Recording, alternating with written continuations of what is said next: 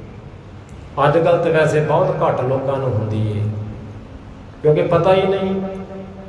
ਸਰੀਰ ਦੀ ਪੀੜਾ ਤੋਂ ਤੇ ਬਹੁਤ ਵਾਕਫ ਨੇ, ਪਰ ਆਤਮਿਕ ਪੀੜ ਤੋਂ ਕੋਈ ਬਹੁਤ ਵਿਰਲੇ ਨੇ ਜਿਨ੍ਹਾਂ ਨੂੰ ਥੋੜ੍ਹਿਆਂ ਨੂੰ ਪੀੜ ਹੁੰਦੀ ਆਤਮਾ ਦੀ। ਇਹ ਹੱਦ ਹੋ ਗਈ, ਇੱਦਾਂ ਨਹੀਂ ਸੀ ਹੋਣਾ ਚਾਹੀਦਾ। ਜਿਹਨੂੰ ਅਸੀਂ ਕਹਿੰਦੇ ਨਾ ਭਾਈ ਦਿਲ ਦੀਆਂ ਗਹਿਰਾਈਆਂ ਦੇ ਵਿੱਚੋਂ ਅਸੀਂ ਦੁੱਖ ਦਾ ਪ੍ਰਗਟਾਵਾ ਕੀਤਾ ਤੇਰੇ ਨਾਲ। ਹਾਂ, ਕਿਤੇ ਬਹੁਤ ਰੇਅਰ, ਬਹੁਤ ਘੱਟ ਵਿਰਲਾ ਥਾਵਾਂ ਤੇ ਅਜਿਹੀ ਪੀੜ ਹੁੰਦੀ ਹੈ ਮਨੁੱਖ ਨੂੰ, ਨਹੀਂ ਤੇ ਉੱਪਰੋਂ ਸਤਿਗੁਰਾਂ ਨੇ ਸਾਨੂੰ ਅਲਾਣੀਆਂ ਵਿੱਚ ਫਿਰ ਕਿਹਾ, ਕਹਿੰਦਾ ਤੁਸੀਂ ਰੋਵੋ, ਰੋਵਣ ਆਈ ਹੋ ਝੂਠ ਮੁੱਠੀ ਸੰਸਾਰੇ। ਅਸੀਂ ਕੁਝ ਥਾਵਾਂ ਤੇ ਜਾਣਾ ਲੋਕਾਚਾਰ ਵੀ ਠੀਕ ਹੈ ਭਾਈ, ਉਹਦੇ ਨਾਲ ਥੋੜ੍ਹੀ ਬਹੁਤੀ ਨੇੜਤਾ ਹੀ ਸੀ, ਚਲੋ ਚਲੇ ਗਏ, ਜਾਂ ਫਿਰ ਕਿਤੇ ਥੋੜ੍ਹਾ ਬਹੁਤਾ ਰਿਸ਼ਤੇ ਦਾ ਸੰਬੰਧ ਸੀ, ਉੱਥੇ ਚਲੇ ਗਏ। ਪਰ ਸਤਿਗੁਰੂ ਜੀ ਸਾਡੇ ਅੰਦਰ ਦੀ ਗੱਲ ਕਰਦੇ, ਦੇਖੋ ਕਹਿੰਦੇ ਤੁਸੀਂ ਰੋਵੋ, ਰੋਵਣ ਆਈ ਹੋ ਝੂਠ ਮੁੱਠੀ ਸੰਸਾਰੇ। ਸੰਸਾਰ ਦੇ ਲੋਕ ਲੋਕਾਚਾਰੀ ਕਰਦੇ, ਕਿਸੇ ਨਾਲ ਕਿੰਨੀ ਕੁ ਗਹਿਰਾਈ ਹੁੰਦੀ ਹੈ ਜੀਵਨ ਵਿੱਚ, ਉਹਦੇ ਨਾਲ ਚੱਲਣ ਦੇ ਪਤਾ ਲੱਗਦਾ ਕਿ ਜਦੋਂ ਕਿ ਘਰ ਦਾ ਕੋਈ ਜ਼ਿੰਮੇਵਾਰ ਮੈਂਬਰ ਤੁਰ ਜਾਂਦਾ ਤੇ ਬਾਅਦ ਵਿੱਚ ਉਹਦੇ ਬਾਕੀ ਪਰਿਵਾਰ ਨਾਲ ਫਿਰ ਕੀ ਬੀਤਦੀ ਹੈ, ਕਿਵੇਂ ਚੱਲਦਾ ਹੈ, ਕਿੰਨੇ ਕੁ ਨਾਲ ਤੁਰਦੇ ਨੇ ਸੰਸਾਰ ਦੇ ਲੋਕ, ਸਾਰਿਆਂ ਨੂੰ ਪਤਾ। ਆਖੋ ਸਤਿਨਾਮ। ਇਸ ਕਰਕੇ ਸਤਿਗੁਰਾਂ ਨੇ ਕਹਿਤਾ, ਕਹਿੰਦੇ ਨਹੀਂ ਚੱਲਦੇ ਲੋਕ, ਇਸ ਕਰਕੇ ਰੋਣਾ ਵਿਅਰਥ ਹੈ, ਕਾਹਦੇ ਵਾਸਤੇ, ਨਹੀਂ ਚੱਲਦਾ। ਇਸ ਕਰਕੇ ਸਤਿਗੁਰੂ ਸਾਨੂੰ ਵਾਰ-ਵਾਰ ਇਸ ਤਰ੍ਹਾਂ ਦੀਆਂ ਤਸ਼ਬੀਹਾਂ ਦੇ ਕੇ ਸਮਝਾ ਰਹੇ ਨੇ। ਕਹਿੰਦੇ ਤੁਝ ਤੇ ਨਿਕਸੀ ਫੂਟ ਮਰਾਂ। ਜਿੱਦਣ ਪਤਾ ਲੱਗਦਾ ਹੈ ਨਾ ਆਤਮਿਕ ਤੌਰ ਤੇ ਪੀੜ ਅੰਦਰ ਉੱਠਦੀ ਹੈ ਕਿ ਤੇਰੇ ਤੋਂ ਵਿਛੜਨਾ ਹੀ ਦੁੱਖ ਹੈ, ਤੇਰੇ ਨਾਲੋਂ ਦੂਰ ਚਲੇ ਜਾਣਾ ਹੀ ਦੁੱਖ ਹੈ, ਤੇਰੇ ਤੋਂ ਟੁੱਟ ਜਾਣਾ ਹੀ ਦੁੱਖ ਹੈ, ਫਿਰ ਇਹ ਮੱਛੀ ਜੀਵ ਨੂੰ ਪਤਾ ਲੱਗਦਾ। ਭਾਵ ਹੈ ਤੇ ਤਸਬੀਹ ਸਾਡੀ ਦਿੱਤੀ, ਪਰ ਦਿੱਤੀ ਮਛਲੀ ਦੇ ਰਾਹੀਂ। ਕਹਿੰਦੇ ਜਿਸ ਦਿਨ ਸਾਗਰ ਤੋਂ ਜੁਦਾ ਹੋ ਗਈ, ਉਸ ਦਿਨ ਤੋਂ ਜਿਹੜੀ ਅਨੁਭਵੀ ਪੀੜ ਅੰਦਰ ਉੱਠੀ ਨਾ, ਓਹੋ ਇਹ ਤਾਂ ਬੜੀ ਵੱਡੀ ਗਲਤੀ ਹੋ ਗਈ, ਮੈਂ ਤਾਂ ਭੁੱਲ ਗਈ ਦੁਨੀਆ ਦੇ ਝਮੇਲਿਆਂ ਦੇ ਵਿੱਚ, ਦੁਨੀਆ ਦੇ ਰੰਗ ਤਮਾਸ਼ਿਆਂ ਦੇ ਵਿੱਚ ਕਿ ਪਰਮੇਸ਼ਰ ਵੀ ਕੋਈ ਚੀਜ਼ ਹੈ। ਆਖੋ ਸਤਿਨਾਮ। ਅਸੀਂ ਕਹਿੰਦੇ ਹੋਵੇਗਾ ਪਰਮੇਸ਼ਰ ਰਹਿੰਦਾ ਹੋਵੇਗਾ ਸਤਵੇਂ ਅਸਮਾਨ ਤੇ, ਸਾਨੂੰ ਉਹਦੇ ਨਾਲ ਕੀ, ਜਿਹੜਾ ਕਦੇ ਵੇਖਿਆ ਹੀ ਨਹੀਂ ਡਿੱਠਾ ਹੀ ਨਹੀਂ, ਉਹਦੇ ਕੀ ਗੁਣ ਗਾਈਏ। ਤੇ ਗੁਣ ਤਾਂ ਹੀ ਗਾਓਗੇ ਜੇ ਉਹਦੇ ਬਾਰੇ ਕੁਝ ਸੁਣਿਆ ਹੋਵੇ। ਤੇ ਸਤਿਗੁਰੂ ਜੀ ਸਾਨੂੰ ਪ੍ਰਮਾਣ ਕਰਕੇ ਦੱਸਦੇ, ਕਹਿੰਦੇ ਭਾਈ ਸੁਣ ਸੁਣ ਨਾਮ ਤੁਮਾਰਾ ਪ੍ਰੀਤਮ ਪ੍ਰਭ ਵੇਖਣ ਕਾ ਚਾਓ। ਜਦੋਂ ਕਿਸੇ ਬਾਰੇ ਸੁਣੀਏ ਵੀ ਉਹ ਭਾਈ ਇਦਾਂ ਦਾ ਹੈ, ਉਹਦੇ ਕੰਮ ਇਦਾਂ ਦੇ ਨੇ, ਉਹ ਇਦਾਂ ਦੀਆਂ ਖੁਸ਼ੀਆਂ ਦੇਣ ਵਾਲਾ ਹੈ, ਤੇ ਫਿਰ ਹੀ ਵੇਖਣ ਵਾਸਤੇ ਚਾਅ ਪੈਦਾ ਹੋਵੇਗਾ। ਸੁਣਿਆ ਹੀ ਨਹੀਂ ਕਦੇ ਤੇ ਫਿਰ ਹੁਣ ਮੱਛੀ ਬਿਲਕਦੀ ਹੈ, ਕਹਿੰਦੀ ਉਹਦੇ ਨਾਲ ਤਾਂ ਟੁੱਟ ਗਈ, ਉਹਦੇ ਵਿੱਚੋਂ ਤਾਂ ਕੱਢ ਕੇ ਬਾਹਰ ਕਰ ਦਿੱਤੀ। ਹੁਣ ਜੀਵਨ ਤਾਂ ਹੈ ਹੀ ਉਹਦਾ ਪਾਣੀ, ਉਹਦੇ ਵਿੱਚ ਰਹਿੰਦੀ ਹੈ ਤੇ ਜੀਵਨ ਹੈ, ਜੇ ਉਹਦੇ ਵਿੱਚ ਰਹਿੰਦੀ ਨਹੀਂ ਤੇ ਫਿਰ ਜੀਵਨ ਕਿੱਥੇ, ਸਵਾਸ ਹੀ ਨਹੀਂ ਚੱਲਦੇ, ਤੜਫਦੀ ਹੈ, ਬਿਲਕਦੀ। ਇਸ ਤਰ੍ਹਾਂ ਉਸ ਦਿਨ ਮਨੁੱਖ ਦੀ ਆਤਮਾ ਲੁੱਛਦੀ ਹੈ ਜਿਸ ਦਿਨ ਪਰਮੇਸ਼ਰ ਤੋਂ ਦੂਰੀ ਦਾ ਅਹਿਸਾਸ ਹੁੰਦਾ। ਕਹਿੰਦੇ ਨਾ ਜਾਣਾ ਮੇਹੋ ਨਾ ਜਾਣਾ ਜਾਲੀ। ਕਹਿੰਦੇ ਮੈਨੂੰ ਕੀ ਪਤਾ ਸੀ ਕਿ ਮੱਛੀਆਂ ਪਕੜਨ ਵਾਲਾ ਕਿਹੋ ਜਿਹਾ ਹੋਵੇਗਾ, ਜਾਲ ਕਿਹੋ ਜਿਹਾ ਹੋਵੇਗਾ, ਮੈਨੂੰ ਨਹੀਂ ਸੀ ਪਤਾ, ਮੈਂ ਤਾਂ ਭੁੱਲ ਗਈ। ਭੁਲਾ ਬੜੇ ਭੁੱਲ ਪੱਛੋ ਤਾਣੀ। ਅੱਗੇ ਇੱਕ ਮਹੀਨਾ ਆਵੇਗਾ ਭਾਦਰੋਂ ਦਾ, ਆਖੋ ਸਤਿਨਾਮ। ਉਹਦੇ ਵਿੱਚ ਸਤਿਗੁਰੂ ਜੀ ਇਸ ਜੀਵ ਇਸਤਰੀ ਦਾ ਵਿਖਿਆਨ ਕਰਦੇ, ਕਹਿੰਦੇ ਭਾਦੋਏ ਭਰ ਨੂੰ ਭੁੱਲੀ ਭਰ ਜੋਬਨ ਪਛਤਾਉਣੀ। ਦੋਏ ਭਾਵ ਦੇ ਵਿੱਚ ਪੈ ਕੇ ਇਹ ਜੀਵ ਇਸਤਰੀ ਭੁੱਲ ਜਾਂਦੀ ਹੈ, ਭਰਮ ਪੈਦਾ ਹੋ ਜਾਂਦਾ, ਭ੍ਰਾਂਤੀ ਪੈਦਾ ਹੋ ਜਾਂਦੀ। ਜਿਹੜਾ ਸੱਚ ਹੈ ਉਹਨੂੰ ਝੂਠ ਪ੍ਰਤੀਤ ਹੋਣ ਲੱਗ ਪੈਂਦਾ, ਜਿਹੜਾ ਝੂਠ ਹੈ ਉਹ ਸੱਚ ਲੱਗਣ ਲੱਗ ਪੈਂਦਾ। ਇਸ ਤਰ੍ਹਾਂ ਇਹ ਮੱਛੀ ਕਹਿ ਰਹੀ, ਕਹਿੰਦੀ ਮੈਨੂੰ ਕੀ ਪਤਾ ਸੀ ਵੀ ਇਦਾਂ ਵੀ ਹੋ ਸਕਦੀ, ਮੈਨੂੰ ਤੇ ਪਤਾ ਹੀ ਨਹੀਂ ਸੀ ਸਮੁੰਦਰ ਸਾਗਰ ਦਾ ਵੀ ਇੰਨਾ ਵਿਸ਼ਾਲ ਹੈ ਕਿ ਉਹਦੇ ਵਿੱਚ ਫਾਈਆਂ ਵਾਲੇ ਵੀ ਫਿਰ ਤੁਰਦੇ ਫਿਰਦੇ ਹੋਣਗੇ। ਆਪੋ ਸਤਿਨਾਮ। ਨਾ ਜਾਣਾ ਮੇਓ ਨਾ ਜਾਣਾ ਜਾਲੀ। ਕਿੱਦਣ ਪਤਾ ਲੱਗਿਆ ਇਹਦੇ ਵਿੱਚ ਮਛੇਰੇ ਵੀ ਫਿਰਦੇ ਆ। ਆਪੋ ਸਤਿਨਾਮ। ਜਾਂ ਦੁੱਖ ਲਾਗੇ ਤਾਂ ਤੁਝੇ ਸੰਭਾਲੀ।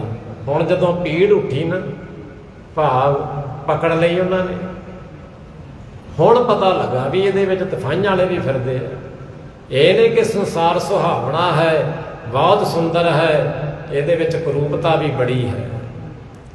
ਇਹ ਨਹੀਂ ਕਿ ਜੇ ਸ਼ੋਭਾ ਦੇਣ ਵਾਲੀਆਂ ਚੀਜ਼ਾਂ ਨੇ ਬਹੁਤ ਨੇ ਤਾਂ ਦੁੱਖ ਦੇਣ ਵਾਲੀਆਂ ਵੀ ਬਹੁਤ ਨੇ।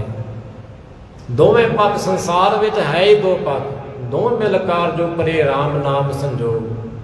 ਸੰਸਾਰ ਦੇ ਜਿੰਨੇ ਵੀ ਕੰਮ ਨੇ ਉਹ ਦੋ ਪੱਖੀ ਨੇ, ਹਾਂ ਵੀ ਹੈ ਤੇ ਨਾ ਵੀ ਹੈ, ਦੁੱਖ ਵੀ ਹੈ ਤੇ ਸੁੱਖ ਵੀ ਹੈ, ਦਿਨ ਵੀ ਹੈ ਤੇ ਰਾਤ ਵੀ ਹੈ, ਚਾਨਣ ਵੀ ਤੇ ਹਨੇਰਾ ਵੀ, ਜੀਵਨ ਤੇ ਮੌਤ ਵੀ ਹੈ।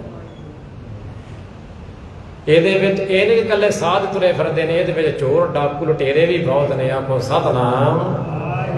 ਹੁਣ ਤੇ ਬੋਲ ਬਾਲਾ ਹੀ ਇਹਨਾਂ ਦਾ ਕਹਿਣਾ ਹੀ ਕੀ। ਰਾਜੇ ਪਾਪ ਕਮਾਮ ਦੇ ਉਲਟੀ ਵਾੜ ਖੇਤ ਕੋ ਖਾਈ। ਜਿਹਨਾਂ ਨੂੰ ਅਸੀਂ ਰਖਵਾਲੇ ਸਮਝਦੇ ਉਹੀ ਲੁੱਟਣ ਨੂੰ ਤਿਆਰ ਬੈਠੇ ਨੇ।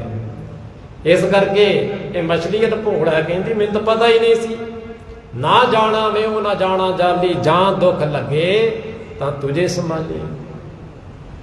ਜੇ ਦਿਨ ਪੀੜ ਉੱਠੀ ਨਾ ਪਤਾ ਹੀ ਉਦੋਂ ਲੱਗਾ ਕਿ ਜੀਵਨ ਦੇ ਵਿੱਚ ਇਕੱਲੇ ਸੁੱਖ ਨਹੀਂ, ਇਹਦੇ ਵਿੱਚ ਦੁੱਖ ਵੀ ਬਹੁਤ ਨੇ, ਦਰਦ ਵੀ ਬਹੁਤ ਹੈ, ਪੀੜਾ ਵੀ ਬਹੁਤ ਹੈ।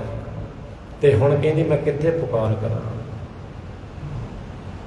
ਪਰ ਤੂੰ ਭਰਪੂਰ ਜਾਣਿਆ ਮੈਂ ਦੂਰ।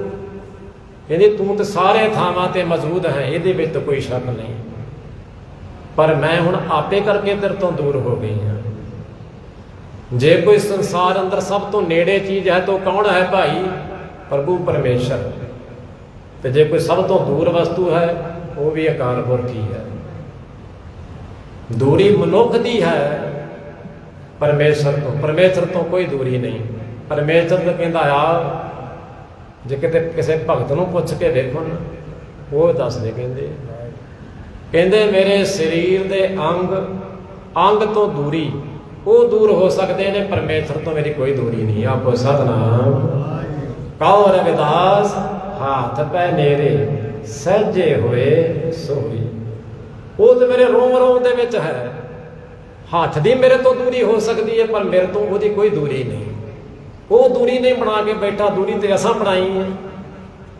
ਪੈਂਡੇ ਬਿਨ ਬਾਟ ਕਨੇਰੀ, ਪੈਂਡਾ ਤਾਂ ਹੈ ਹੀ ਨਹੀਂ। ਉਹ ਤੇ ਹਿਰਦੇ ਘਰ ਵਿੱਚ ਬੈਠਾ, ਅਸੀਂ ਤੇ ਐਵੇਂ ਪੈਂਡਾ ਮਾਰਦੇ ਫਿਰਦੇ। ਫਰੀਦ ਨੇ ਤਾਂ ਹੀ ਕਹਿੰਦਾ, ਫਰੀਦਾ ਜੰਗਲ ਜੰਗਲ ਕਿਆ ਢੂੰਡੇ। ਕੀ ਫਿਰਦਾ ਜੰਗਲਾਂ ਵਿੱਚ ਲੱਭਦਾ ਫਿਰਦਾ? ਨਹੀਂ, ਉਹ ਤੇ ਹਿਰਦੇ ਘਰ ਵਿੱਚ ਹੀ ਬੈਠਾ ਹੈ, ਉਹ ਤੇ ਨੇੜੇ ਹੈ। ਇੱਥੇ ਮਛਲੀ ਆਪ ਕਹਿ ਰਹੀ, ਕਹਿੰਦੀ ਕੀ ਕਰਾਂ ਤੂੰ ਭਰਪੂਰ ਜਾਣਿਆ ਮੈਂ ਹੀ ਦੂਰ ਜਾਣਿਆ ਤੈਨੂੰ। ਤੂੰ ਤੇ ਸਾਰੇ ਥਾਵਾਂ ਤੇ ਲਗੋ ਲੱਗ ਭਰਿਆ ਪਿਆ, ਮੈਂ ਹੀ ਤੈਨੂੰ ਦੂਰ ਸਮਝਿਆ। ਜੋ ਕਿਛ ਕਰੀ ਸੋ ਤੇਰੇ ਹਦੂਰ। ਮੈਂ ਜੋ ਕੁਝ ਵੀ ਕੀਤਾ, ਚਾਹੇ ਚੰਗਾ ਕੀਤਾ ਚਾਹੇ ਮਾੜਾ ਕੀਤਾ, ਪਰ ਤੇਰੀ ਨਿਗਾਹ ਦੇ ਵਿੱਚ ਤੋਂ ਹੈ। ਅਸੀਂ ਕਹਿੰਦੇ ਕਿ ਹੋਵੇਗਾ ਪਰਮੇਸ਼ਰ ਕਿਤੇ ਦੂਰ ਬੈਠਾ ਵੇਖਦਾ। ਆਪ ਸਤਨਾਮ। ਤੂੰ ਦੇਖਿਆ ਹਾਂ ਮੁਕਰ ਪਾਉ। ਕਹਿੰਦਾ ਤੂੰ ਤਾਂ ਦੇਖਦਾ, ਸਾਰਾ ਕੁਝ ਨੋਟ ਕਰੀ ਜਾਣਾ, ਪਰ ਅਸੀਂ ਫਿਰ ਮੁਕਰ ਜਾਂਦੇ ਹਾਂ। ਕਿੰਨੀ ਵਾਰੀ ਮੁਕਰੀਏ, ਭਾਵੇਂ ਇੱਕ ਵਾਰੀ ਭਾਵੇਂ 100 ਵਾਰੀ, ਪਰ ਉਹਦੀ ਕਾਪੀ 'ਚ ਤੇ ਚੜ ਜਾਂਦਾ ਨਾ ਉਸੇ ਵੇਲੇ। ਚਿੱਤਰ ਗੁਪਤ ਜਗ ਲੇਖਾ ਮੰਗੇ ਤਬ ਕੌਣ ਪੜਦਾ ਤੇਰਾ ਢਾਕੇ। ਕਿੰਨੇ ਤੈਨੂੰ ਢਕਣਾ ਹੈ? ਜਿਹੜਾ ਤੈਨੂੰ ਦੇਖਦਾ ਹੈ। ਉਹ ਤਾਂ ਪਲ ਪਲ ਦਾ ਨਿਮਕ ਦਾ ਹਿਸਾਬ ਕਿਤਾਬ ਲਾ ਕੇ ਬੈਠਾ ਭਾਈ। ਇਸ ਕਰਕੇ ਤੂੰ ਆਪਣੇ ਆਪ ਪ੍ਰਤੀ ਚੇਤਨ ਹੋ, ਦੇਖਿਆ ਕਰ ਆਪਣੇ ਅੰਦਰ ਝਾਤੀ ਮਾਰ ਕੇ। ਤੇ ਸਤਿਗੁਰ ਫਿਰ ਕਹਿੰਦੇ ਸਾਨੂੰ, ਜੋ ਕਿਛ ਕਰੀ ਸੋ ਤੇਰੇ ਹਦੂਰ। ਤੇਰੀ ਨਿਗਾਹ ਦੇ ਵਿੱਚ ਹਾਂ ਮੈਂ, ਜੋ ਕੁਝ ਵੀ ਕੀਤਾ, ਚੰਗਾ ਕੀਤਾ ਜਾਂ ਫਿਰ ਮਾੜਾ ਕੀਤਾ, ਤੂੰ ਦੇਖਿਆ ਹਾਂ ਮੁਕਰ ਪਾਉ। ਮੇਰਾ ਸੁਭਾਅ ਕੀ ਹੈ? ਮੁਕਰ ਜਾਣਾ, ਕਰਕੇ ਮੁਕਰ ਜਾਣਾ। ਜੇ ਚੰਗਾ ਕੀਤਾ ਤੇ ਫਿਰ ਉਹਦਾ ਉਲੇਖ ਕਰਨਾ ਥਾਂ ਥਾਂ ਤੇ ਕਿ ਮੈਂ ਕੀਤਾ ਮੇਰੇ ਰਾਹੀਂ ਹੋਇਆ। ਬਹੁਤ ਸਾਰੇ ਲੋਕ ਇਸ ਤਰ੍ਹਾਂ ਕਰਦੇ ਨੇ, ਸਾਡੇ ਵਰਗੇ ਲੋਕ ਵੀ ਕਰਦੇ ਵੀ ਮੈਂ ਕਥਾ ਕੀਤੀ, ਮੈਂ ਵਿਚਾਰ ਕੀਤੀ, ਇੱਦਾਂ ਦੀ ਹੋਈ ਨਹੀਂ। ਪਰ ਸਾਨੂੰ ਕਹਿੰਦੇ ਭਾਈ, ਜਿਹੜੇ ਲੋਕ ਇਸ ਤਰ੍ਹਾਂ ਦੇ ਕੰਮ ਕਰਦੇ ਨਾ, ਉਹਨਾਂ ਦਾ ਜੀਵਨ ਬੜਾ ਕਨਿਸ਼ਟ ਹੁੰਦਾ, ਨੀਵੀਂ ਪੱਧਰ ਦਾ ਹੁੰਦਾ। ਉਹ ਕਹਿੰਦੇ ਇੱਥੋਂ ਤੱਕ ਕਹਿ ਦਿੱਤਾ, ਕਹਿੰਦੇ ਤੂੰ ਇੱਕ ਵਾਰ ਥੋੜਾ ਪਾਸੇ ਹੋ ਕੇ ਵੇਖ ਕਿੱਦਾਂ ਹੁੰਦਾ ਤੇਰਾ ਕੰਮ।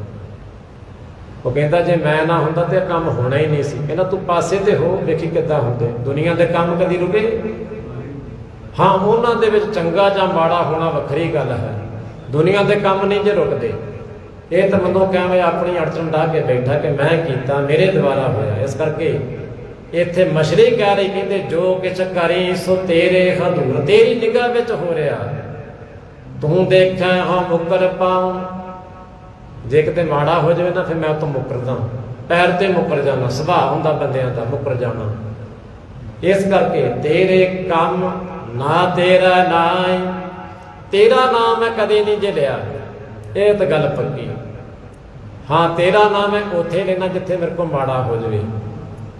ਫਿਰ ਉੱਥੇ ਸਾਡੇ ਕੋਲ, ਕਿਉਂਕਿ ਫਰਾਈਡ ਵਰਗਾ ਬੰਦਾ ਤਾਂ ਹੀ ਕਲਪਨਾ ਕਰਦਾ,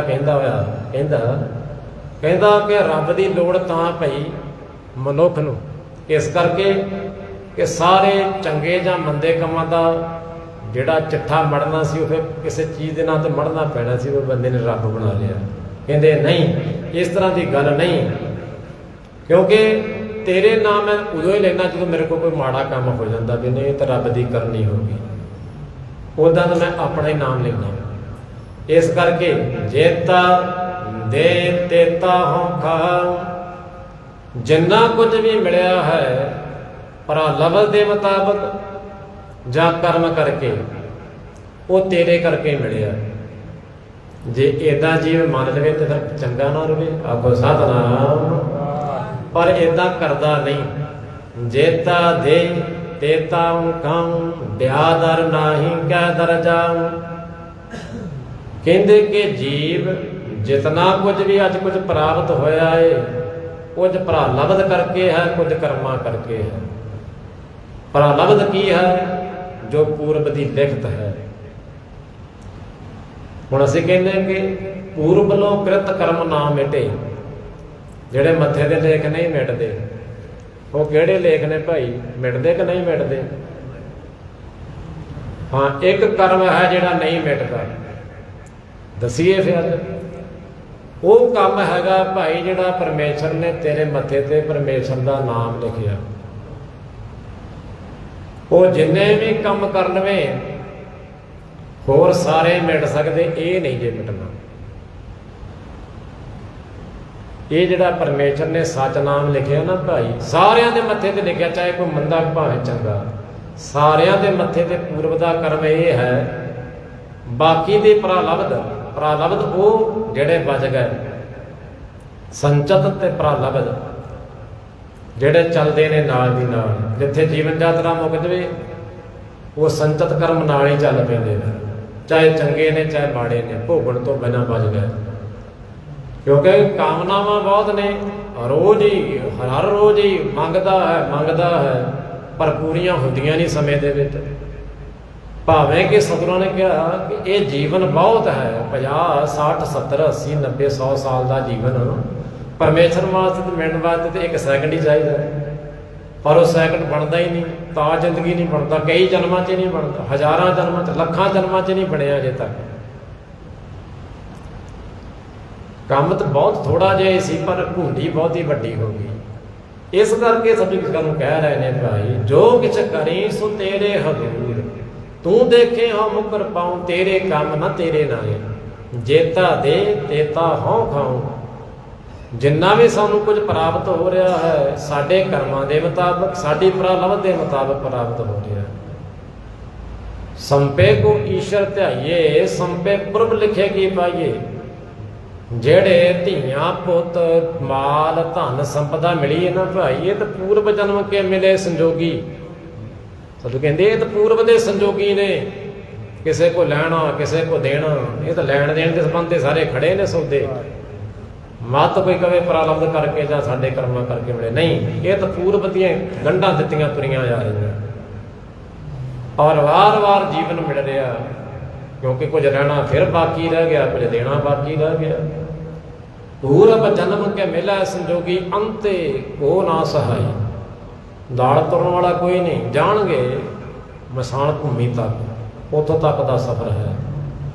ਬਾਕੀ ਫਿਰ ਅੱਗੇ ਹੰਸ ਅਕੇਲਾ, ਅੱਗੇ ਜੀਵ ਫਿਰ ਇਕੱਲੇ ਨੂੰ ਤੁਰਨਾ ਪੈਂਦਾ।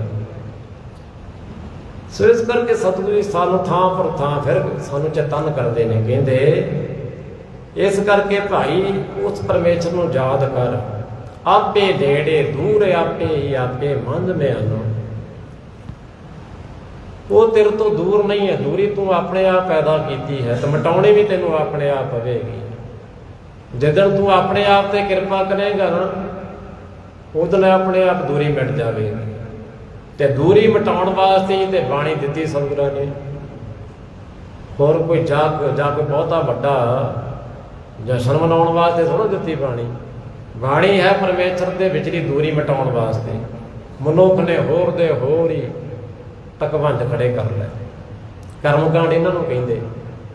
वड्डा जग कर लो, वड्डा लंगर ला लो, वड्डे टैंट शामियाने ला लो। ये फिर चीज़ां फिर उदों कर्मकांड जापदियां, क्योंकि जदों उहदा अंतरी भी जदों तत्त साडे कोल खुस जांदा ना, पासे रह जांदा। हुण जोड़ मेले तो हुण असीं भी वड्डे लाउने आ भाई, पर साडा परपज की हुंदा उत्थे? होर दा होर हो गया। प्रभु दे प्यारे मिल के उहनूं चेते करन, ਉਹਦੇ ਸੰਦਰਭ ਦੇ ਵਿੱਚ ਜਿਹੜੇ ਰਾਹ ਖੁੱਲੇ ਨੇ ਉਹਨਾਂ ਦਾ ਵਿਖਿਆਨ ਹੋਵੇ, ਨਾ ਕਿ ਹੋਰ ਦੀਆਂ ਹੋਰ ਗੱਲਾਂ ਹੋਣ। ਕੋਈ ਜੋੜ ਘਟਾਓ ਨਹੀਂ, ਕੋਈ ਪਲੱਸ ਮਾਈਨਸ ਨਹੀਂ। ਮਨੁੱਖ ਨੇ ਜਿਹੜਾ ਸਾਡੇ ਜੀਵਨ ਦਾ ਮਕਸਦ ਸੀ ਉਸ ਤੋਂ ਬਿਲਕੁਲ ਉਲਟ ਧਾਰੀ ਹੋਈ ਹੈ।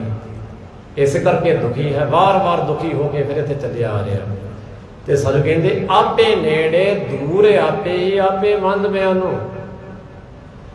ਉਹ ਤੇ ਐਵੇਂ ਹੈ ਜਿਵੇਂ ਤਾਣਾ ਤੇ ਪੇਟਾ ਹੋਵੇ, ਜਿਵੇਂ ਮਿਆਨ ਤੇ ਕਿਰਪਾਨ ਹੋਵੇ, ਉਹ ਤੇ ਵਿੱਚ ਹੀ ਹੈ। ਦੂਰੀ ਹੈ ਤੇ ਸਾਡੇ ਵੱਲੋਂ ਹੈ, ਉਹਦੇ ਵੱਲੋਂ ਕੋਈ ਦੂਰੀ ਨਹੀਂ। ਆਪੇ ਵੇਖੇ ਸੁਣੇ ਆਪੇ ਹੀ, ਕੁਦਰਤ ਕਰੇ ਜਹਾਨ। ਕੁਦਰਤ ਕਰਕੇ ਵਸਿਆ ਸੋਏ ਵਕਤ ਵਿਚਾਰੇ, ਸੋ ਬੰਦਾ ਹੋਏ। ਤੇ ਗੁਰੂ ਸਾਹਿਬ ਨੇ ਕੀ ਕਿਹਾ ਸੀ ਭਾਈ? ਬੰਦਾ ਤੇ ਫਿਰ ਬੰਦੇ ਵਾਲੇ ਕੰਮ ਕਰ। ਗੁਰੂ ਸਾਹਿਬ ਨੇ ਪੁੱਛਿਆ ਨਾ ਬੰਦਾ ਸਿੰਘ ਬਹਾਦਰ ਨੂੰ ਵੀ ਕੌਣ ਆ ਤੂੰ? ਕਹਿੰਦਾ ਜੀ ਮੈਂ ਤੁਹਾਡਾ ਬੰਦਾ। ਕਹਿੰਦਾ ਕੰਮ ਤੇ ਨਹੀਂ ਬੰਦੇ ਨਾਲੇ। ਭਾਵੇਂ ਕਿ ਸਾਰਾ ਉਮਰ ਵਿਰਾਗਤਾ ਵਿੱਚ ਹੀ ਗੁਜ਼ਾਰ ਦਿੱਤੀ, ਪਹਿਲੀ ਉਮਰ। ਜਦੋਂ ਜੀਵਨ ਦੀ ਯਾਤਰਾ ਸ਼ੁਰੂ ਹੋਈ ਤੇ ਕੀ ਕਰਦਾ ਸੀ? ਕਿਸਾਨ ਦਾ ਪੁੱਤ ਸੀ, ਚੰਗੀ ਮਿਹਨਤ ਮਸ਼ੱਕਤ ਕਰਦਾ ਤੇ ਵਿਹਲੇ ਸਮੇਂ ਸ਼ਿਕਾਰ ਖੇਡਦਾ। ਕੁਦਰਤੀ ਕਹਿੰਦੇ ਰੱਬ ਦਾ ਭਾਣਾ ਇਹੋ ਜਿਹਾ ਵਾਪਰਿਆ, ਇੱਕ ਤੀਰ ਲੱਗਾ ਹਿਰਨੇ ਨੂੰ। 2 ਬੱਚੇ ਉਹਦੇ ਗਰਭ ਦੇ ਵਿੱਚੋਂ ਅੱਖਾਂ ਦੇ ਸਾਹਮਣੇ ਤੜਫ ਤੜਫ ਕੇ ਮਰ ਗਏ। ਤੀਰ ਕਮਾਨ ਕਹਿੰਦੇ ਵਗਾ ਕੇ ਨਦੀ ਵਿੱਚ ਮਾਰੀ, ਸੁੱਟ ਦਿੱਤੀ। ਕਹਿੰਦਾ ਨਹੀਂ, ਇਹ ਤਾਂ ਕੰਮ ਬਹੁਤ ਮਾੜਾ ਹੋ ਗਿਆ। ਮਾਸੂਮ ਬੱਚੇ ਤੜਫ ਤੜਫ ਕੇ ਅੱਖਾਂ ਦੇ ਸਾਹਮਣੇ ਮਰ ਗਏ। ਕਹਿੰਦੇ ਕੀ ਲੋੜ ਹੈ ਇਹੋ ਜਿਹੇ ਜੀਵਨ ਦੀ? ਵਿਰਾਗਤਾ ਛਾ ਗਈ, ਸਾਧੂਆਂ ਦੇ ਟੋਲੇ ਨਾਲ ਰਲ ਗਿਆ। ਬੜੇ ਵੱਖ-ਵੱਖ ਥਾਵਾਂ 'ਤੇ ਭਰਮਿਆ, ਵੱਖ-ਵੱਖ ਥਾਂ ਸੰਸਥਾਵਾਂ ਦੇ ਸਾਧੂਆਂ ਨੂੰ ਮਿਲਿਆ, ਉਹਨਾਂ ਦਾ ਸੰਗ ਕੀਤਾ। ਕਈਆਂ ਦਾ ਇੱਕ ਜੋਗੀ ਔਗਣਨਾਥ ਦਾ ਨਾਂ ਆ। ਹੋਰ ਥਾਵਾਂ 'ਤੇ ਕਈਆਂ ਥਾਵਾਂ 'ਤੇ ਗੁਰੂ ਬਣਿਆ, ਕਈਆਂ ਥਾਵਾਂ 'ਤੇ ਚੇਲਾ ਬਣਿਆ। ਵੱਖ-ਵੱਖ ਤਰ੍ਹਾਂ ਦੀਆਂ ਰਿੱਧੀਆਂ ਸਿੱਧੀਆਂ ਪ੍ਰਾਪਤ ਕੀਤੀਆਂ। ਅੰਤਤಃ ਕਹਿੰਦੇ ਗੋਦਾਵਰੀ ਦੇ ਕੰਢੇ ਜਾ ਬੈਠਾ ਵਾਲ ਖਿਲਾਰ ਕੇ, ਭਗਵਾਂ ਭੇਖ ਕਰ ਲਿਆ ਉੱਥੇ। ਕਿਉਂਕਿ ਜਦੋਂ ਰਿੱਧੀਆਂ ਸਿੱਧੀਆਂ ਆ ਜਾਣ ਤਾਂ ਫਿਰ ਉਹ ਮਨ ਦਾ ਸਵਾਦ ਬਣ ਜਾਂਦੀਆਂ। ਕਿਉਂਕਿ ਗੁਰੂ ਸਾਹਿਬ ਕਹਿੰਦੇ ਨੇ ਰਿੱਧ ਸਿੱਧ ਅਵਰਾ ਸਾਧ, ਉਹ ਟੇਸਟ ਬਣ ਜਾਂਦਾ ਬੰਦੇ ਦਾ। ਫਿਰ ਜਦੋਂ ਇਹਦਾ ਟੇਸਟ ਬਣ ਗਿਆ ਫਿਰ ਉੱਥੇ ਫਿਰ ਇਹ ਕਰਮਕਾਂਡ ਕਰਦਾ, ਸੱਦਦਾ, ਕਈਆਂ ਦਾ ਨਰਾਦਰ ਵੀ ਕਰਦਾ, ਪਲੰਗ 'ਤੇ ਬਿਠਾਉਂਦਾ, ਬਿਠਾ ਕੇ ਪਲੰਗ ਪੁੱਠਾ ਵੀ ਕਰ ਦਿੰਦਾ। ਆਖੋ ਸਤਨਾਮ। ਤੇ ਫਿਰ ਜਦੋਂ ਫਿਰ ਸਿੱਧਾ ਕਰਨ ਵਾਲਾ ਆ ਗਿਆ ਤੇ ਫਿਰ ਉਦਣ ਫਿਰ ਉਹਦਾ ਚੇਲਾ ਬਣ ਗਿਆ। ਉਦਣ ਜਾ ਕੇ ਫਿਰ ਕਹਿੰਦਾ, ਜਦੋਂ ਪੂਰੇ ਗੁਰੂ ਨੇ ਪੁੱਛਿਆ ਵੀ ਤੂੰ ਕੌਣ? ਕਹਿੰਦਾ ਵੀ ਮੈਂ ਤਾਂ ਬੰਦਾ। ਉਹ ਕਹਿੰਦੇ ਫਿਰ ਬੰਦਾ ਤਾਂ ਫਿਰ ਬੰਦਿਆਂ ਵਾਲੇ ਕੰਮ ਕਰ, ਮੰਜੇ ਪੁੱਠੇ ਕੰਮ ਕਰਨਾ, ਸਿੱਧਾ ਕੰਮ ਕਰਿਆ ਕਰਨਾ ਭਾਈ। ਤੇ ਉਸ ਦਿਨ ਫਿਰ ਜਿਸ ਦਿਨ ਸਿੱਧੇ ਕਰਮਾਂ ਦੀ ਲੱਤ ਲੱਗੀ, ਗੁਰੂ ਨੇ ਕਿਰਪਾ ਕੀਤੀ। ਕਹਿੰਦੇ ਉਸ ਸਮੇਂ ਦੀਆਂ ਹਕੂਮਤਾਂ ਨੇ ਮਾਸੂਮ ਬੱਚਿਆਂ ਨੂੰ ਨੀਹਾਂ ਦੇ ਵਿੱਚ ਝੰਡ ਦਿੱਤਾ। ਤੈਨੂੰ ਉਹਦਾ ਖਿਆਲ ਨਹੀਂ ਆਇਆ, ਹਿਰਨੀ ਦੇ ਬੱਚਿਆਂ ਦਾ ਤੈਨੂੰ ਜ਼ਿਆਦਾ ਦਰਦ ਆ ਗਿਆ, ਵੈਰਾਗੀ ਹੋ ਗਿਆ। ਉਦਣ ਫਿਰ ਅੰਦਰਲਾ ਪੰਘਰਿਆ, ਡੌਲੇ ਫੱਕ ਕੇ ਫਿਰ ਜਿਹੜੀਆਂ ਰਿੱਧੀਆਂ ਸਿੱਧੀਆਂ ਕਮਾਈਆਂ ਸੀ, ਕਹਿੰਦੇ ਨਹੀਂ ਹੁਣ ਗੁਰੂ ਸਾਹਿਬ ਤੁਸੀਂ ਕਿਰਪਾ ਕਰੋ, ਤੁਸੀਂ ਸਮੱਤ ਦੇਵੋ, ਤੁਸੀਂ ਕਿਰਪਾ ਕਰੋ। ਤੇ ਫਿਰ ਜਿਵੇਂ ਗੁਰੂ ਸਾਹਿਬ ਨੇ ਪੰਜਾਂ ਦੇ ਗਾੜੀ ਹੱਥ ਅੱਡ ਕੇ ਮੰਗਿਆ ਸੀ ਨਾ, ਉਸ ਦਿਨ ਫਿਰ ਬੰਦਾ ਸਿੰਘ ਬਹਾਦਰ ਨੇ ਵੀ ਮੰਗਿਆ। ਆਖੋ ਸਤਨਾਮ ਗੁਰ ਕਿਰਪਾ ਜੇ ਨਰਕੋ ਕੀਨੀ ਤੇ ਜੁਗਤ ਪਛਾਨੀ। ਇਹ ਜੁਗਤ ਹੈ, ਜੀਵਨ ਦੀ ਜੁਗਤ ਹੈ। ਜਿਨ੍ਹਾਂ ਨੂੰ ਜੀਵਨ ਦੀ ਜੁਗਤੀ ਪ੍ਰਾਪਤ ਹੋ ਗਈ, ਇਹ ਗੱਲ ਉਹਨਾਂ ਦੀ ਹੈ। ਗੁਰੂ ਸਾਹਿਬ ਦੇ ਕੋਲੋਂ ਅਸੀਂ ਅਜੇ ਤੱਕ ਮੰਗ ਕੀਤੀ ਨਹੀਂ। ਜਿਸ ਦਿਨ ਮੰਗ ਕਰਾਂਗੇ ਨਾ ਫਿਰ ਪਤਾ ਲੱਗੇਗਾ। ਵੱਖਰੀ ਗੱਲ ਹੈ, ਹੋਰ ਪਦਾਰਥ ਬਹੁਤ ਮੰਗੇ, ਬਹੁਤ ਕਾਮਨਾਵਾਂ ਭਾਵਨਾਵਾਂ ਰੱਖੀਆਂ, ਪਰ ਗੁਰੂ ਦੇ ਸਾਹਮਣੇ ਦੀਖਤ ਹੋਏ ਹੀ ਨਹੀਂ ਕਦੇ। ਇੱਥੋਂ ਤੇ ਯਾਤਰਾ ਸ਼ੁਰੂ ਹੁੰਦੀ ਹੈ ਮਨੁੱਖ ਦੀ। ਧਰਮਖੰਡ ਦੀ ਯਾਤਰਾ ਜੀਵਨ ਦੀ ਮਰਜ਼ਾਦਾ ਹੈ। ਖਾਣ ਦੀ, ਪੀਣ ਦੀ, ਪਹਿਨਣ ਦੀ, ਉੱਠਣ ਦੀ, ਬੈਠਣ ਦੀ, ਗੱਲਬਾਤ ਕਰਨ ਦੀ, ਸੌਣ ਦੀ, ਉੱਠਣ ਦੀ, ਸਾਰਾ ਕੁਝ ਮਰਜ਼ਾਦਾ ਦੇ ਵਿੱਚ ਹੈ। ਜਿਸ ਦਿਨ ਗੁਰੂ ਦੇ ਕੋਲੋਂ ਅਸੀਂ ਅੰਮ੍ਰਿਤ ਦੀ ਦਾਤ ਮੰਗਦੇ ਹਾਂ ਭਾਈ, ਉਸ ਦਿਨ ਪਹਿਲੇ ਖੰਡ ਦੀ ਯਾਤਰਾ ਸ਼ੁਰੂ ਹੁੰਦੀ। ਧਰਮਖੰਡ ਕੀ ਧਰਮ ਦੇ ਨਾਲ ਸੰਬੰਧ ਜੁੜਦਾ ਜਿਸ ਦਿਨ। ਤੇ ਅੱਜ ਬੰਦਾ ਸਿੰਘ ਬਹਾਦਰ ਕਹਿੰਦਾ ਮੇਰੇ ਤੇ ਵੀ ਕਿਰਪਾ ਕਰੋ। ਤੇ ਸਤਿਗੁਰਾਂ ਨੇ ਫਿਰ ਅੰਮ੍ਰਿਤ ਛਕਾਇਆ। ਫਿਰ ਜਿਹੜੇ ਪਿਛਲੇ ਨਾਮ ਸੀ ਸਾਰੇ ਕੱਟ ਆਫ ਕਰ ਦਿੱਤੇ। ਸਤਿਗੁਰ ਕੇ ਜਨਮੇ ਗਮਨ ਮਿਟਾਇਆ। ਜਿਹੜੇ ਪਿਛਲੇ ਜਨਮ ਸੀ ਸਾਰੇ ਫਿਰ ਡਿਲੀਟ ਕਰ ਦਿੱਤੇ। ਆਪਾਂ ਸਤਨਾਮ। ਫੋਨ ਦੇ ਵਿੱਚ ਵਾਧੂ ਘਾਟੂ ਡਾਟਾ ਹੋਵੇ ਨਾ, ਫਿਰ ਚੱਲਣ ਵਿੱਚ ਮੁਸ਼ਕਲ ਆਉਂਦੀ, ਹੈਂਗ ਹੋ ਜਾਂਦਾ। ਤੇ ਸਾਡਾ ਹੁਣ ਸਾਰਿਆਂ ਦਾ ਜੀਵਨ ਹੈਂਗ ਹੀ ਹੋਇਆ ਪਿਆ ਭਾਈ। ਪਤਾ ਨਹੀਂ ਕਈ ਜਨਮਾਂ ਦਾ ਕੀ ਨਾ ਕਿਸ ਕੂੜ ਕਬਾੜ ਵਿੱਚ ਲੱਦੀ ਫਿਰਦੇ। ਸਤਿਗੁਰੂ ਜੀ ਕਹਿੰਦੇ ਆਓ ਤੁਹਾਡੇ ਵਿੱਚੋਂ ਸਾਰਾ ਕੁਝ ਨਿਸ਼ਕਾਰਤ ਕਰ ਦਈਏ, ਸਾਰਿਆਂ ਨੂੰ ਪਾਸੇ ਕਰ ਦਈਏ। ਪਰ ਸਾਡਾ ਮਨ ਨਹੀਂ ਬਣਦਾ, ਅਸੀਂ ਉਹਨੂੰ ਸਾਂਭ ਕੇ ਰੱਖੀ ਬੈਠੇ ਪਏ। ਤੇ ਜਿੱਦਣ ਸਤਿਗੁਰਾਂ ਨੇ ਫਿਰ ਉਹਨੂੰ ਐਨ ਸਾਫ਼ ਕਰ ਦਿੱਤਾ ਨਾ ਅੰਦਰੋਂ, ਤੇ ਫਿਰ ਵਿੱਚ ਅੰਮ੍ਰਿਤ ਦੀ ਦਾਤ ਪਾਉਂਦਾ ਗੁਰੂ। ਵੱਖਰੀ ਗੱਲ ਹੁਣ ਇਹ ਧੱਕੇ ਨਾਲ ਹੀ ਪਵਾਈ ਹੋਈ ਜਾਂਦੇ ਆ ਸਤਿਨਾਮ। ਕਿਉਂਕਿ ਟਿਕਦਾ ਤਾਂ ਹੀ ਨਹੀਂ ਨਾ। ਸਤਿਗੁਰੂ ਕਹਿੰਦੇ ਭਾਂਡਾ ਧੋਏ ਬੈਸ ਧੂਪ ਦੋਵੇ ਤੋ ਦੀਦ ਕੋ ਜਾਵੋ, दूध फुन पर सुरत समान होए निराश जपावो, जपो ता एको नामा अवर नराफल कामा। होर सारे काम भी सतगुरां ने एक पासे कर दिते। अठे पैर जपना, गुरु गुरु करना, गुरु गुरु ध्याना, क्योंकि वो भांडे विच दात तां पाउणी है सतगुरां जे भांडा साफ होए। ते हुण किसी नूं तो साफ करना नहीं, ये भांडा अपने हिरदे करदा, अपने आप नूं साफ करना पैंदा। जीवन की मर्यादा कायम करनी पैनी। सो इस करके सतगुरु जी कहते भाई वो दूर नहीं है, वो नेड़े है। आपे नेड़े दूर आपे आपे मंद बयान, आपे वेखै सुने आपे कुदरत करे जहान। सौखा राह दसिया सतगुरां ने, कहते भाई वो परमेश्वर सारे थावां ते मौजूद है, तू थोड़ा जिहा आपा भाव बना। जिवें ही आपा भाव बनावेगा ना, उस कुदरत दे नाल उतपुत होवेगा। छेड़खानी नहीं करनी, कोई गलत स्टैप नहीं चकना कुदरत के प्रति। पर अज बहुत मनुख खुंखार हो चुका, पदार्थों की खातर, माया की खातर ये लोभी जंत बन गया। तो सतगुरां ने कहते लोभी का वेसा न कीजे जे का पार वसाए, अंत काल तिथे धुए जिथे हथ ना कताऊं पाए। लोभी जंत ना जाने भख अपख सब खाए, ਉਹਦਾ ਸੁਭਾਅ बड़ा कठोर लिखिया। अज का मनुख इस तरह का हो चुका। सो किसी की गल की करनी है, आप सारे ही हाँ, जिन्ने भी जीव हाँ सारे ਉਹਦੇ पैदा किए हाँ, तो ਉਹਦੀ कुदरत के नाल असीं जिन्ना अज खिलवाड़ करते होर कोई पशु पंछी नहीं करते। जिन्ना खिलवाड़ मनुख ने किया है। पशु ही एक इहो जी प्रजाति है की करती है, जिहड़ी अदृश्य परमात्मा की पूजा करती है, तो जिहड़ा दृश्यमान परमेश्वर है उसका नाश करने ते तुली हुई है। आखो सतनाम। सड़कों के कंढे लगे रुख वा सरकार नूं की चाहिए भाई, जमीन तक वैर करनी है ਚੌੜਾ ਕਰਨ ਵਾਸਤੇ ਸੜਕ ਨੂੰ। ਪਹਿਲਾਂ ਇੱਕ ਬੰਨੇ ਦੇ ਵੱਢ ਕੇ ਪਹਿਲਾਂ ਲਾ ਲਵੇ, ਫਿਰ ਦੂਜੇ ਬੰਨੇ ਦੇ ਵੱਢ ਲਵੇ। ਸਾਰੀਆਂ ਸੜਕਾਂ ਟੁੰਡ ਮੁੰਡ ਕਰ ਦਿੱਤੀਆਂ। ਸੜਕਾਂ ਦੇ ਕੰਢੇ ਰਹਿ ਗਏ ਸੀ, ਹੋਰ ਤਾਂ ਕਦੇ ਛੱਡੇ ਨਹੀਂ, ਲਾਇਆ ਤਾਂ ਇੱਕ ਵੀ ਨਹੀਂ। ਮਹਾਂਪੁਰਖ ਬੜਾ ਯਤਨ ਕਰਦੇ ਲਾਉਣ ਦਾ, ਪਰ ਉਹ ਇੰਨੀ ਛੇਤੀ ਹੁੰਦੇ ਨਹੀਂ। ਜੇ ਹੁੰਦੇ ਆ ਤਾਂ ਉਹਨੇ ਚਿਰ ਨੂੰ ਸਾਡਾ ਫਿਰ ਕੋਈ ਨਾ ਕੋਈ ਸੀਜ਼ਨ ਆਇਆ ਹੁੰਦਾ, ਜਾਂ ਮੱਕੀ ਦਾ, ਜਾਂ ਝੋਨੇ ਦਾ, ਜਾਂ ਕਣਕ ਦਾ। ਉਹਨੇ ਚਿਰ ਨੂੰ ਜਿਹੜੇ ਥੋੜ੍ਹੇ ਬਹੁਤੇ ਹੁੰਦੇ ਨੇ ਉਹਨਾਂ ਦੇ ਫਿਰ ਅਸੀਂ ਸਾੜ ਦਿੰਦੇ। ਸੋ ਇਸ ਕਰਕੇ ਕਹਿੰਦੇ ਕਿ ਮਨੁੱਖ ਹੀ ਇੱਕ ਇਹੋ ਜਿਹੀ ਪਾਗਲ ਪ੍ਰਜਾਤੀ ਹੈ। ਪਾਗਲ ਪ੍ਰਜਾਤੀ ਲਿਖਿਆ ਵਿਦਵਾਨ ਨੇ, ਜੋ ਅਦ੍ਰਿਸ਼ ਪਰਮੇਸ਼ਰ ਦੀ ਪੂਜਾ ਕਰਦੀ ਹੈ ਤੇ ਦ੍ਰਿਸ਼ਟਮਾਨ ਪਰਮੇਸ਼ਰ ਨੂੰ ਸਾੜ ਕੇ ਸਵਾਹ ਕਰਦੀ ਹੈ। ਸੋ ਇਸ ਕਰਕੇ ਫਿਰ ਕਹਿੰਦੇ ਉਹ ਪਰਮੇਸ਼ਰ ਕੁਦਰਤ ਕਰੇ ਜਹਾਨੋਂ।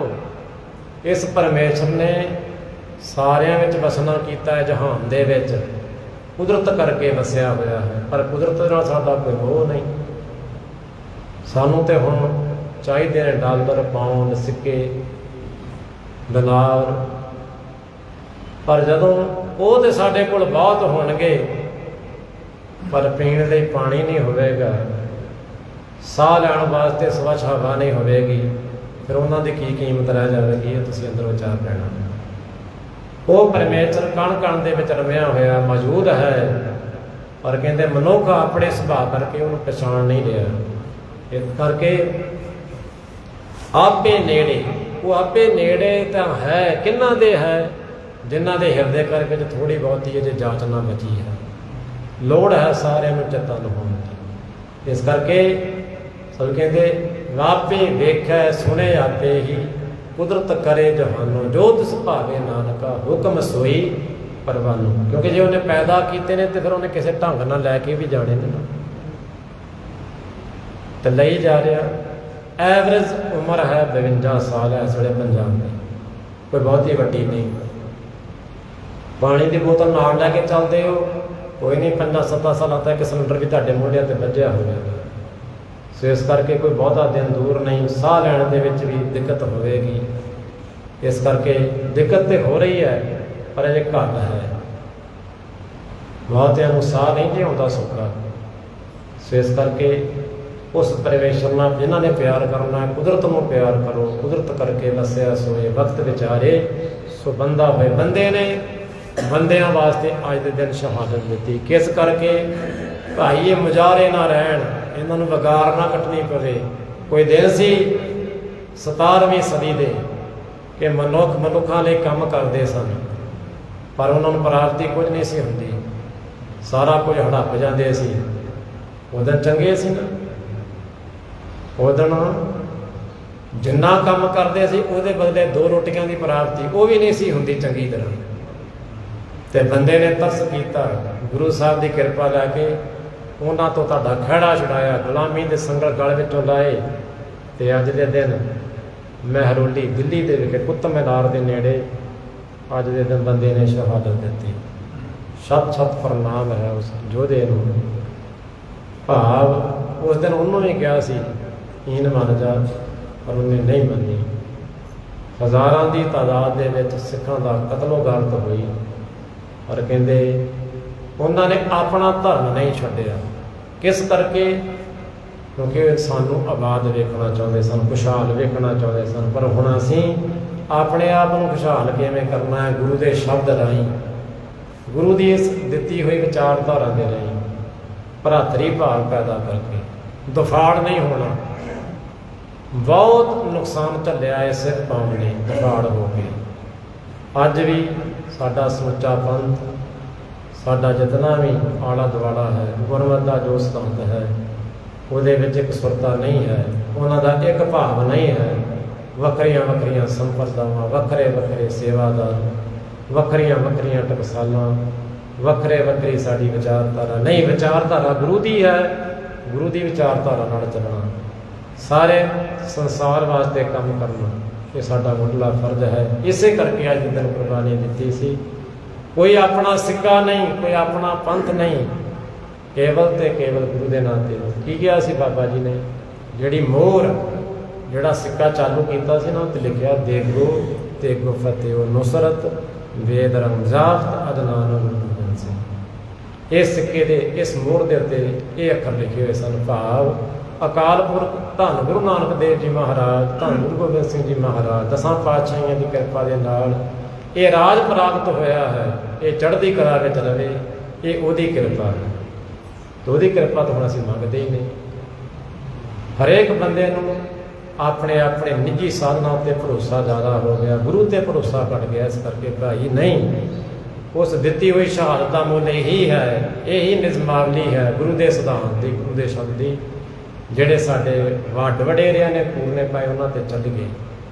ਉਹਨਾਂ ਦੀ ਕਿਰਪਾ ਅਸੀਸ ਇਹ ਲੈ ਕੇ ਚੱਲ ਗਏ ਕਿ ਜੋ ਉਹਨਾਂ ਨੇ ਸਾਨੂੰ ਹੁਕਮ ਲਾਇਆ ਹੈ ਉਸ ਹੁਕਮ ਦੀ ਤਾਮੀਲ ਕਰੀਏ, ਤਾਂ ਹੀ ਸਾਡਾ ਜੀਵਨ ਸੁੱਧ ਹੋ ਸਕਦਾ ਹੈ। ਵਰਨਾ ਜੋ ਸਤਿਗੁਰੂ ਜੀ ਕਹਿ ਰਹੇ ਨੇ, ਤੂੰ ਦਰਿਆਓ ਦਾਨਾ ਬੀਨਾ ਮੈਂ ਮਛਲੀ ਕੈਸੇ ਅੰਤ ਨਾ, ਅਸੀਂ ਉਹਦਾ ਅੰਤ ਕਿੱਥੇ ਪਾ ਸਕਦੇ ਹਾਂ। ਤੇ ਫਿਰ ਕਹਿੰਦੇ ਜੈ ਜੈ ਦੇਖਾਂ ਤੈ ਤੈ ਤੂੰ ਤੁਝ ਤੇ ਨਿਕਸੀ ਫੂਟ ਬਣਾ। ਜਦੋਂ ਤੇਰੇ ਤੋਂ ਸਾਡਾ ਵਿਛੋੜਾ ਪੈ ਜਾਂਦਾ ਹੈ ਤੇ ਫਿਰ ਸਾਨੂੰ ਦੁੱਖ ਲੱਗਦਾ ਹੈ।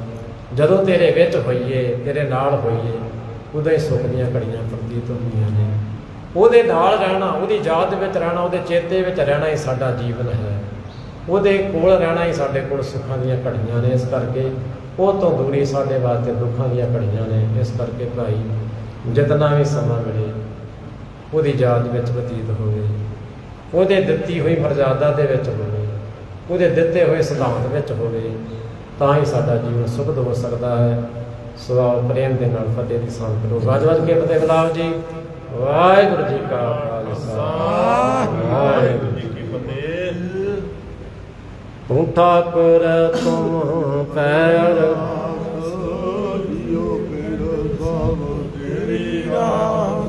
ਤੁਮ ਮਾਤ ਪਿਤਾ ਹਮ ਵਾਰਕ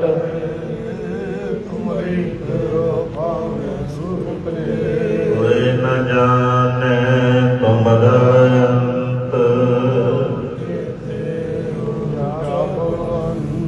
ਸਗਲ ਸਮਗਰੀ ਤੁਮਰਾ ਸੂਤਰ, ਤੁਮ ਤੇ ਹੋਏ ਸੋ ਆਗਿਆਕਾਰੀ, ਤੁਮਰੀ ਗਤ ਤੁਮ ਹੀ ਜਾਣੀ। ਨਾਨਕ ਦਾਸ ਸੁਭਿਆ ਗਏ ਅਰਦਾਸ ਤੁਹਾਰੀ, ਬਹੁ ਨਾਨਕ ਸਭ ਤੇਰੀ ਵਡਿਆਈ,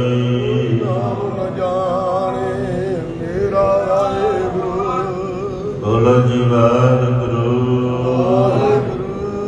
ਓੰਕਾਰ ਵਾਹਿਗੁਰੂ ਜੀ ਕੀ ਫਤਿਹ। ਸ੍ਰੀ ਭਗਵਤੀ ਜੀ ਸਹਾਇ। ਵਾਹਿਗੁਰੂ ਸ੍ਰੀ ਭਗਵਤੀ ਜੀ ਕੀ ਪਾਤਸ਼ਾਹੀ ਦਸਵੀਂ। ਪ੍ਰਥਮ ਭਗਵਤੀ ਸਿਮਰਪੈ ਗੁਰੂ ਨਾਨਕ ਲਈ ਧਿਆਏ, ਅੰਗਦ ਗੁਰ ਤੇ ਅਮਰਦਾਸ ਰਾਮਦਾਸੇ ਹੋਈ ਸਹਾਇ। ਅਰਜਨ ਹਰਿ ਗੋਬਿੰਦ ਨਾਮ ਸਿਮਰੋ ਸ੍ਰੀ ਹਰਿ ਰਾਏ, ਸ੍ਰੀ ਹਰਿ ਕ੍ਰਿਸ਼ਨ ਧਿਆਈਐ। ਜਿਸ ਡਿਠੇ ਸਭ ਦੁਖ ਜਾਏ, ਤੇਗ ਬਹਾਦਰ ਸਿਮਰਿਆ ਘਰ ਨਾਮ ਨਿੰਦਾ ਵੈਤਾਏ, ਸਭ ਥਾਈ ਹੋਏ ਸਹਾਇ।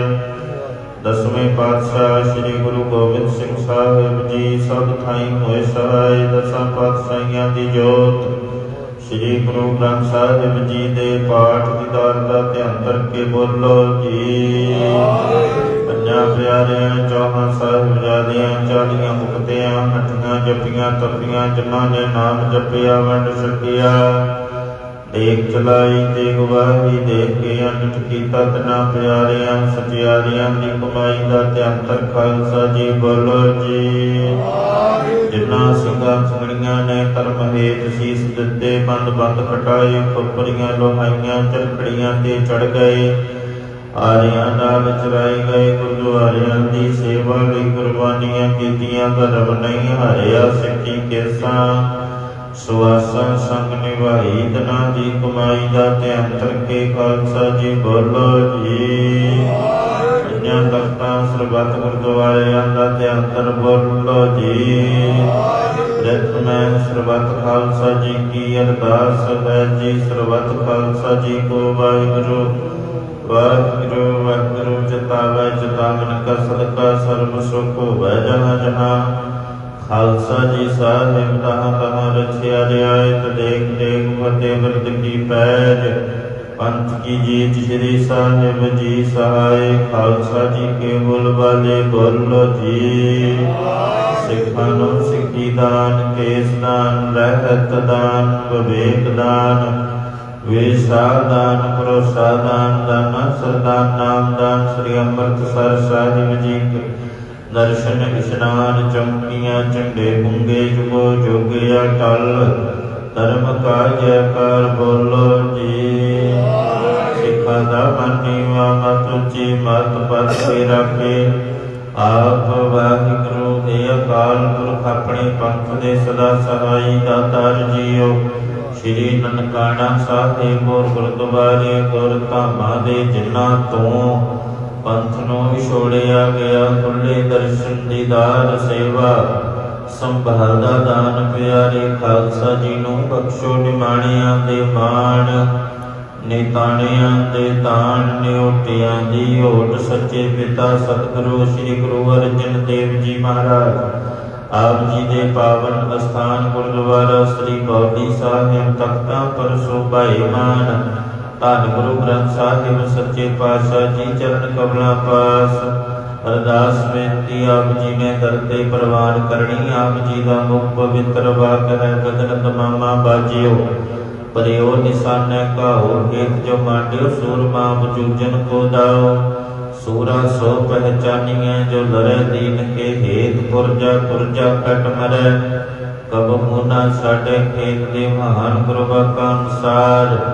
ਬਾਬਾ ਬੰਦਾ ਸਿੰਘ ਜੀ ਬਹਾਦਰ ਤਿਨਾਂ ਦਾ ਸ਼ਹੀਦੀ ਦਿਹਾੜਾ ਮਨਾਉਂਦਿਆਂ ਆਪ ਜੀ ਦੀਆਂ ਸੰਗਤਾਂ ਆਪ ਜੀ ਦੇ ਚਰਨ ਪਰਸ ਰਹੀਆਂ ਕਿਰਪਾ ਕਰਨੀ ਦਰਸ਼ਨ ਇਸ਼ਨਾਨ ਸਭਲੇ ਕਰਨੀ ਯਾਤਰਾ ਸਫਲ ਕਰਨੀ ਸੇਵਾ ਕਾਲ ਥਾਈ ਪਾਣੀ ਗਰੀਬ ਨਵਾਜ ਅੰਮ੍ਰਿਤ ਵੇਲੇ ਤੋਂ ਦੀਵਾਨ ਸਜੇ ਦੀਵਾਨਾਂ ਵਿੱਚ ਨਿਤਨੇ ਬਾਣੀਆਂ ਦੇ ਜਾਪ ਸ਼੍ਰੀ ਆਸਾ ਦੀ ਵਾਰ ਦੇ ਕੀਰਤਨ ਉਪਰੰਤ ਲੜੀਵਾਰ ਕਥਾ ਵਿਚਾਰਾਂ ਹੋਈਆਂ ਭੁੱਲ ਚੁੱਕ ਮੁਆਫ ਕਰਨੀ ਸਰਬਾਤੇ ਕਾਰਜ ਰਾਸ ਕਰਨੇ ਬਖਸ਼ੀਆਂ ਦਾਤਾਂ ਵਿੱਚੋਂ ਅੰਮ੍ਰਿਤ ਖੜਾ ਪ੍ਰਸਾਦ ਦੀ ਦੇਗ ਸਾਜ ਕਰ ਹਾਜ਼ਰ ਹੈ ਦਰ ਪ੍ਰਵਾਨ ਹੋਵੇ ਪ੍ਰਵਾਨ ਹੋਇਆ ਪ੍ਰਸਾਦ ਸੰਗਤ ਵਿੱਚ ਵਰਤੋਣ ਦੀ ਆਗਿਆ ਬਖਸ਼ੋ ਪਾਵਨ ਹੁਕਮ ਬਖਸ਼ ਕੇ ਸੰਗਤਾਂ ਨੂੰ ਨਿਹਾਲ ਕਰੋ ਸਹੀ ਪਿਆਰੇ ਮੇਲੋ ਜਿਨ੍ਹਾਂ ਮਿਲੇ ਆਪ ਜੀ ਦਾ ਨਾਮ ਚਿਤੇ ਆਵੇ ਨਾਨਕ ਨਾਮ ਚੜ੍ਹਦੀ ਕਲਾ ਤੇਰੇ ਬਾਣੀ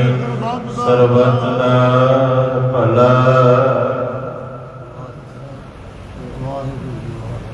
ਵਾਹਿਗੁਰੂ ਜੀ ਕਾ ਖਾਲਸਾ ਵਾਹਿਗੁਰੂ ਜੀ ਕੀ ਫਤਿਹ। ਦੁਰਾਗਿਆ ਕਈ ਅਕਾਲ ਕੀ ਤਬੈ ਚਲਾ